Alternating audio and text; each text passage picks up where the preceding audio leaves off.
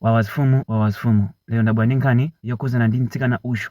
Mtsikana ameneyu anamwalira ku UK chifukwa cha overdose. Mtsikana ameneyu amachokera ku Nigeria ku Delta State. Dzina lake ndi Regina. Regina anabadwira banja losauka.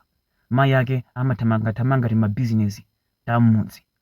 Ndipo bambo ake anamsiya iyeyu ali wang'ono pamodzi ndi azibale ake. Mayi ake anayesesa mu chaka cha 2024 anamutumiza ku UK ndi cholinga choti azikagwira ntchito komanso azithandiza makolo ake. Ndi masiku oyamba mu chaka cha 2024 amathandiza ndi makolo ake, amayimbira foniso makolo ake kumafunsa muli bwanji zindizi. Koma mu chaka cha 2025 pa 13 February ndi pamene zinthu zinasintha. Regina anasiya kuoneka. Ndi mayi ake ankangoti mwina foni inapoyira kapena ali busy ndi china chake. Akhala mpaka na mu chaka cha 2026 kunalibe china chilichonse chokhuzana ndi mwana wawo.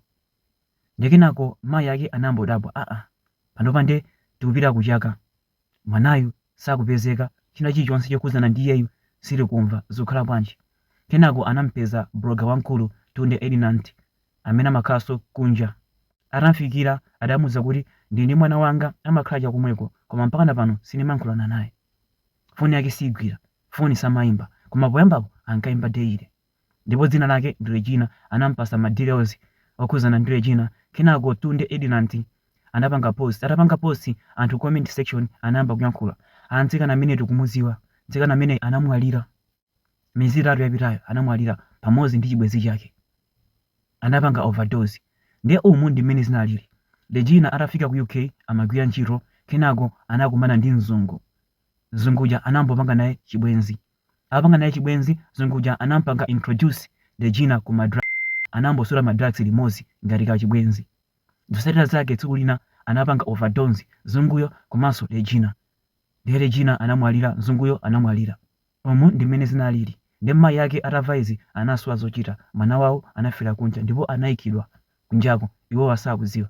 Ndiyenda bwana nkhani imene ndi cholinga choti anthu ena ake mutengepo phunziro. Akuluakulu ngati tapita kunja ndi cholinga chokagwira ntchito, tere pangene focus za ntchito. Ngati wapita ku school panga focus za school.